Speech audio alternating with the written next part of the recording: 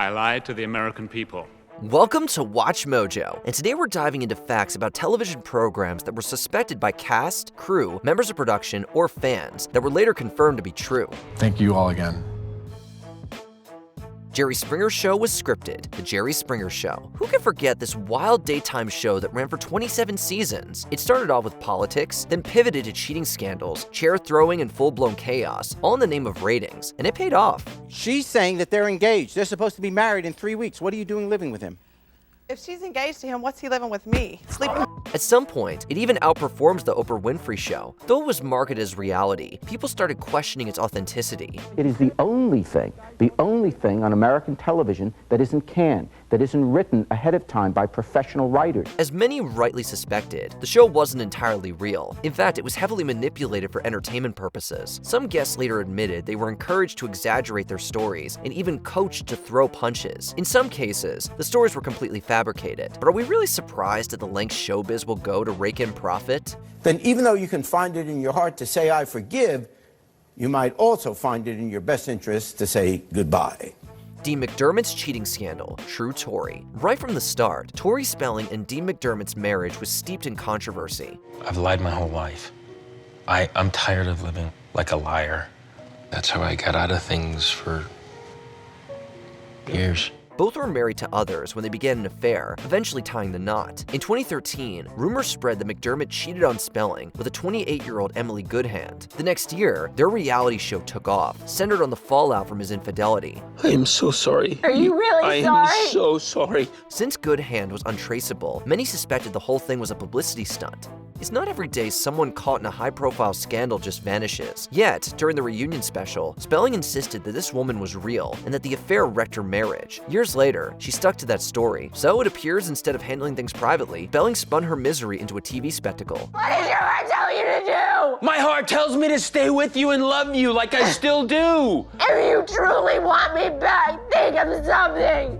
Secret Judge, Top Chef. Whether you're a foodie or just hooked on reality TV showdowns, Top Chef serves up a mix of culinary artistry and entertainment. How many times did I try to explain to you why we should do butternut squash soup? And what did Meg say? Stand behind your soup dish. Would have been the most brilliant idea in the world. Stand behind your dish. Talented chefs face off in intense challenges under the watchful eyes of respected judges, and one by one, they're eliminated until a winner emerges. Please pack your knives and go.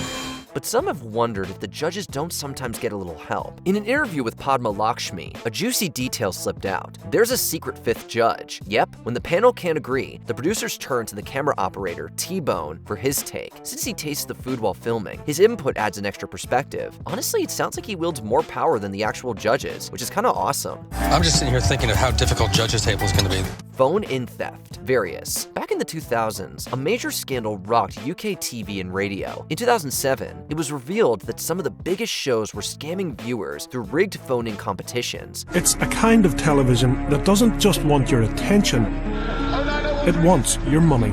Yep, people were paying to enter contests they had no chance of winning, and some audience members had suspected something was wrong. Shows like Richard and Judy kept accepting calls even after a winner had been picked. GMTV went as far as choosing winners before the phone lines closed. Some radio stations faked winners entirely, while Blue Peter passed off a studio visitor as the real winner. We have to look at the context in which that happened, and have to look at the issue of communication and editorial management across the program and between the program and senior management. It was a massive mess, and millions were unfairly taken from the public. When Ofcom stepped in, many big-name broadcasters were fined, and apologies followed. If you're a viewer and you think you've been ripped off, you can go to our website for advice.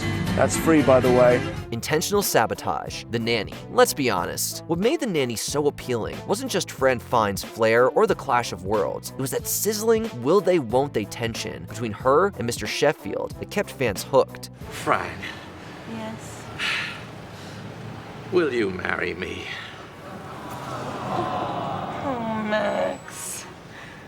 You know, it's all so sudden. But once they finally got together, boom, the show ended a season later. And some wondered if outside forces brought about this change in direction. In a 2017 interview, Fran Drescher and Peter Mark Jacobson revealed that CBS gave them an ultimatum to marry the leads or the show gets axed. As much as you want the people to get together, as soon as they do, people start tuning out. So they gave in. To make matters worse, the series was moved to a different time slot and ratings dipped. Sure, viewer interest may have waned, but it's crystal clear that CBS's decisions heavily influenced the show's end. Oh, we can't leave yet. They haven't thrown the bouquet. Darling, you do that. You're the bride, remember? And there's your silver lining. Secret interview tactics, Panorama. In 1995, BBC's Martin Bashir sat down with Princess Diana in what became one of the most explosive interviews in history. I desperately wanted to work. I desperately loved my husband, and I wanted to share everything together. And I thought that we were a very good team. Watched by around 200 million people, it painted a grim picture of her marriage and royal life. It was a huge career win for Bashir, but some wondered why Diana had chosen him for this crucial interview. What evidence did you have that their relationship was continuing even though you were married? A woman's instinct is a very good one. Years later, the story behind the interview took a darker turn. In 2020, an inquiry by Judge Lord Dyson revealed that forged bank documents had been used to trick Diana's brother into arranging the interview. Although the BBC eventually apologized when the truth broke, Bashir faced no legal repercussions that we know of. I don't sit here with resentment. I sit here with sadness because a marriage hasn't worked. I sit here with hope because there's a future ahead. A future for my husband, a future for myself, and a future for the monarchy. Pre-selected contestants, The Price is Right. This game show legend has folks guessing merchandise prices to win big. And the actual retail price is $400, and you are the winner, Madeline. Random audience members are initially chosen to come on down, but how random are they really? In a 2013 chat with longtime producer Stan Blitz, he revealed the contestants are pre-screened beforehand. Phyllis, today we are playing a game called Temptation. He looks for explosive energy, potential humor, and standout personalities. You're the man, Bob! You're my idol! A former contestant also confirmed that with these qualities, you stand a higher chance of being selected. Nothing is quite what it seems, right? Even in 2008, Plinko was accidentally rigged, letting a contestant score up to $30,000 before the error was caught. The floor director, he just tears in front of me like somebody got hurt. I thought, oh, maybe the place has caught fire or something. And then she drops the fourth one, and he runs up and he goes, no! And he puts his hand out and stops it. Talk about a lucky glitch. It makes you wonder what else isn't as spontaneous as it looks on TV. See you next time on Price is Right. Bye-bye! The show was rigged. Legends of the Hidden Temple. Which one are we going to hear today? The Legend of the Lucky Pig of Amelia Earhart. 90s kids might remember Legends of the Hidden Temple, a game show which briefly ran on Nickelodeon based around stunts, mythology, and treasure hunting. However, the Temple Run, the show's final and most iconic segment, was often so complex and confusing that many contestants struggled to make it to the prize within the given time limit. This led to some speculation that the show was rigged. And, well, yeah, pretty much. The host, Kirk Fogg, basically admitted as much to The Great Big Story, claiming, producers were only allowed to give out 8 championships a year, so there was a budget, and that's the... Ah, dang, budget's getting in the way of fun. Restaging breakups. Love is Blind. Netflix's dating show hooks viewers with a wild premise. Meet a stranger, fall in love, and either marry them or walk away. I just feel like we're not quite there. And that's okay. With how insane it sounds, it's only natural for people to wonder how real any of it is. But like most reality shows, it's not all as raw and real as it seems. You have disrespected me. You have insulted me. You have critiqued me, and for what it is worth, you have single-handedly shattered my self-confidence. In a 2020 interview, former participant Lauren Speed spilled that producers encourage couples to save their breakups for the altar. If you were calling it quits, they wanted it dramatic. So while the emotions might be real, the timing, not as much. That might explain all those shocking last-minute I don't moments we've come to expect. Anything for compelling drama, right? I hope you understand that.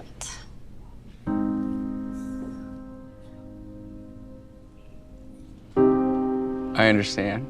And I love you. Suddenly killed off Susan, Seinfeld. She expired. Are you sure? May 16th, 1996 was kind of a weird day for Seinfeld fans. That's when George's fiancée, Susan, suddenly ups and dies after licking a number of toxic envelopes. Seriously, she just gets sick and keels over in a matter of seconds. The bizarre and abrupt ending to the story arc was controversial, and some speculated that it wasn't entirely a creative decision. This was confirmed when Jason Alexander appeared on The Howard Stern Show and claimed that actress Heidi Swedberg was difficult to work with. He revealed that many cast members had problems playing off her, and Julia Louis-Dreyfus made a comment about killing off Susan. Larry David loved the idea, and the rest is sitcom history. I can't do it. Help me, Jerry. Help me. Why don't you just break it off with her? Tell her it's over. John Amos randomly disappears. Good times. From you that your husband, James Evans, was killed in an automobile. Oh my God. It's a bold choice to kill off your main character via letter. That was what fans of Good Times got when they and the Evans family learned that James had been killed in a car accident. Talk about an anticlimactic goodbye. Naturally, this led some fans to speculate that something fishy was going on behind the scenes. The official word was that Amos left to pursue a film career, but viewers weren't buying it. It was Amos himself who revealed the truth, claiming that he had been fired owing to repeated arguments with the producers and for openly criticizing the show's direction. Amos hated the increasing emphasis on JJ's comedic shenanigans, which he felt undermined the realistic tone of the series. I'll put it this way, I wasn't very tactful in my complaints about the script or the script points. The Ingram incident. Who wants to be a millionaire? 80% of the time I'm wrong when I guess, so... No, I'll go Craig David. Yeah.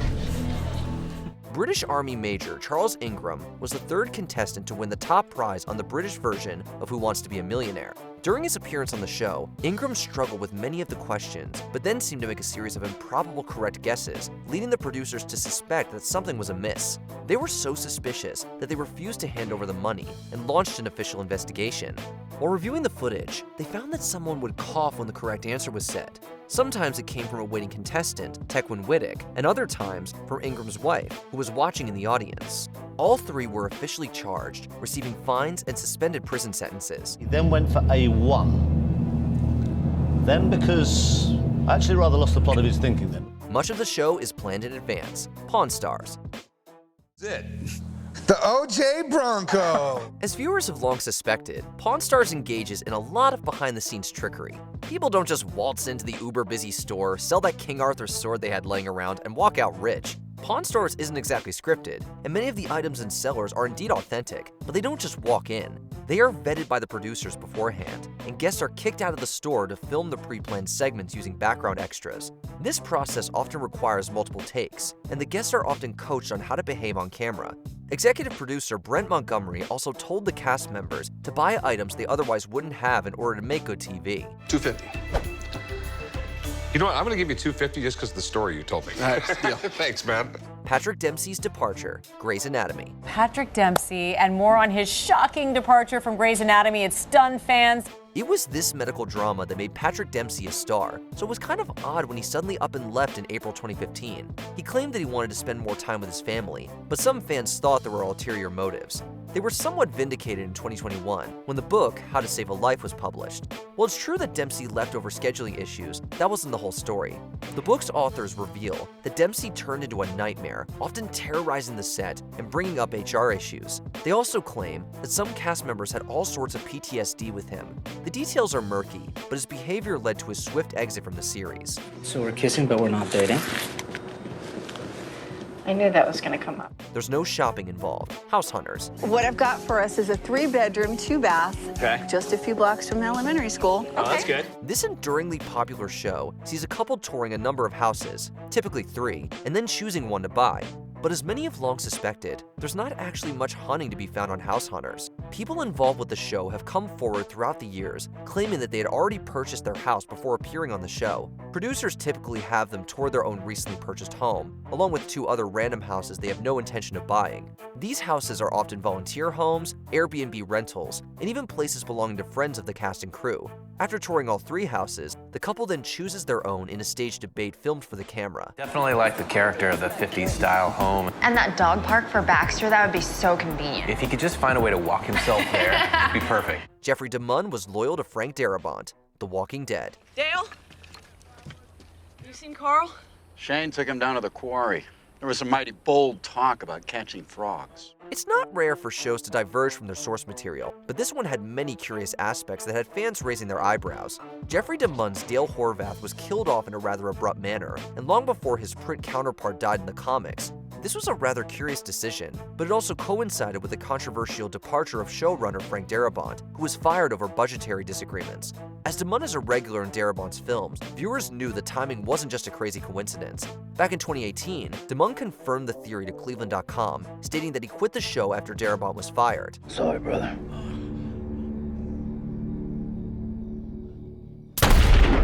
The Bill Cosby problem. The Cosby Show.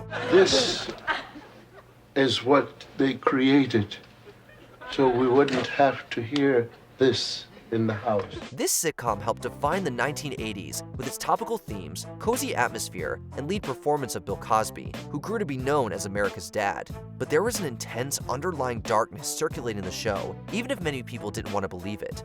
Rumors swirled that Cosby had a history of sexual violence, a history that stretched back 20 years to the mid-60s. Women like Joan Tarshish and Wendy Williams made reference to Cosby's sketchy history while the show was still airing, and the tabloid National Enquirer ran stories about the allegations. However, these claims were largely ignored. It wasn't until 2014 that Cosby's downfall truly began, and we can never return to The Cosby Show in the same way. So I dust the article off, and I talk about it in my Dish the Dirt segment, you know, with the Wake Up Club. I was part of a club. Ending on bad terms, Sex in the City. Carrie Bradshaw and Samantha Jones were a breakthrough for female friendship on TV.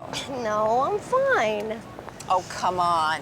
You gotta do better than that. Sadly, that dynamic was plagued by rumors of tensions between Sarah Jessica Parker and Kim Cattrall, especially over salary. I'm gonna splash some water on my face and then I'm going home. And I will not be judged by you or society. These rumors were confirmed after the series finale. Pay disputes even factored into the show's end. Fans thus suspected that Samantha was written out of the revival series, and just like that, out of spite. Well, Parker later announced that Cattrall wasn't even invited to return. It was simply understood that she wouldn't be interested after begrudgingly doing 2 Sex and the City movies. Luckily for fans, Cattrall made an appearance in the 2nd season of And Just Like That. Whether Samantha is here to stay may still depend on Cattrall and Parker. And have a great night. Tough. Bye. Izzys tumor, Grey's Anatomy. Medical residents are known to work unhealthy hours. Apparently, so are medical showcasts. Playing Dr. Izzy Stevens on Grey's Anatomy, actress Katherine Heigl was termed difficult to work with and regularly spoke out against onerous working conditions. Alex, hey, you shouldn't be out here. Dr. Burgess just back off, please? In 2008, she withdrew her name from Emmy consideration because she felt her role was underwritten. So the following season, Izzy was diagnosed with a brain tumor. Co-star James Pickens Jr. soon confirmed popular suspicions that this arc was written to keep Heigl in line. My hair's starting to fall out. You still look good. Izzy just happened to make a remarkable recovery after Heigl's contract negotiations. Her on-set antics still got her axed after season 6, but she's now more critical of her own behavior than the show. I'm so glad. I'm so glad. It's like it never happened. Fake Cash, Cash Cab. The fast-paced quiz show Cash Cab played to the fantasy that anyone could win big at any moment. Riders in the cab won money from host Ben Bailey based on correct answers to a series of questions. Congratulations, here's your $3,000. Many viewers assumed that contestants' winnings didn't actually come in cash. Sure enough, the dollar bills that winners flashed at the camera were props. They later received their prize money by mailed checks for tax purposes. That is, if they didn't void their winnings by divulging production secrets. Congratulations, you guys, you were great. Oh my God, Nice to meet you, man. Cash Cab was serious about its illusions. Some contestants have even defied the NDA to reveal that they were recruited before entering Bailey's taxi. But the prop bills perfectly reflect how Cash Cab is deceptive down to the title. All right, congratulations, ladies. Here's your $1,200. Sometimes you gotta go. Cheers. Carla Tortelli's abrasive personality is more endearing to Cheers fans than the show's characters. The single mother's lonely days seemed over when she married Eddie LeBecq, until he died in a freak Zamboni accident. Can't go to graduation, huh? No, we can't. What's the excuse? He's dead. This dark and bizarre twist was so removed from Cheers' tone that viewers suspected vindictiveness behind it. Eddie's actor Jay Thomas had jokingly lamented kissing Rhea Perlman on a radio show he hosted. He himself theorized that this comment got him fired. I say, let's get on with the honeymoon, eh? In 2006, a writer on the show revealed that Perlman did in fact have Eddie written off to spite Thomas. Eddie was even posthumously outed as a polygamous con man. Though Thomas claimed he meant to insult Carla rather than her actress, he should have watched his words. I'm Eddie's poor grieving widow. It's impossible. See this? Yeah?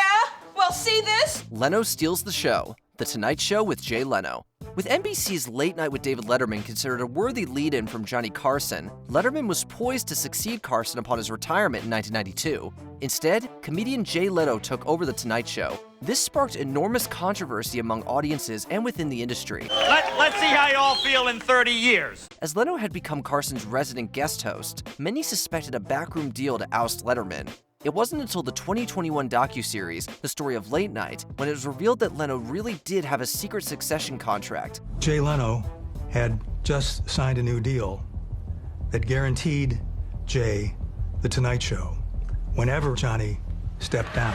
Letterman's conflicts with NBC executives actually cinched this deal. Though Leno overcame his initial ratings slump to become as big as CBS's Letterman, the two have been feuding ever since Leno's deal was just speculation. And from that day on, Jay Leno and The Tonight Show are #1.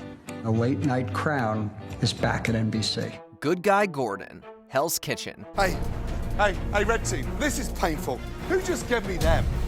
Who cooked them? Gordon Ramsay is hailed as one of the most popular chefs in the world and one of the biggest jerks on TV. Especially in its American adaptation, Ramsay hosts the aptly named Hell's Kitchen with deliciously diabolical intensity. Look at me. I got one big message for you. Hey, you! Get out! Many fans are skeptical that he's really bringing that much heat. He is notably more reserved on such other shows as MasterChef. True, Ramsay has a share of feuds with other celebrity chefs, but his TV apprentices assert that he's a great and patient mentor. He also has a reputation of being devoted to family, philanthropy, and fans. The caricature of his perfectionism is just an entertaining alter ego. As cranky as Ramsay does get when his restaurants lag in quality, he clearly takes his brand seriously. Tonight was your best service. Yes, excellent, Jess. What do you mean? The puppy episode. Ellen. As a 90s sitcom star, Ellen DeGeneres was a popular figure, but also the subject of rampant rumors about her sexuality. There was intense speculation about whether she was gay, and if her personal orientation would have any effect on her sitcom's character. What if I said something shocking to you, like my whole life has been a lie, and I'm really left-handed? The strict secrecy surrounding production of the cryptically named puppy episode led many to suspect something big. Indeed, the episode followed Ellen Morgan's realization that she's gay. Susan, I'm gay. Perhaps not so coincidentally, DeGeneres herself came out on the cover of Time magazine at about the time the episode aired. Sadly, the backlash and boycotts resulted in Ellen's cancellation the next year. ABC's important breakthrough was soured by the refusal to fight for it. For the first time in my life, I feel comfortable with myself. So bad it's good TV. American Idol. It's no secret that American Idol hopefuls have mere seconds to wow scouts and producers in a series of preliminary auditions. The real mystery is how a lot of so-called singers get past that round.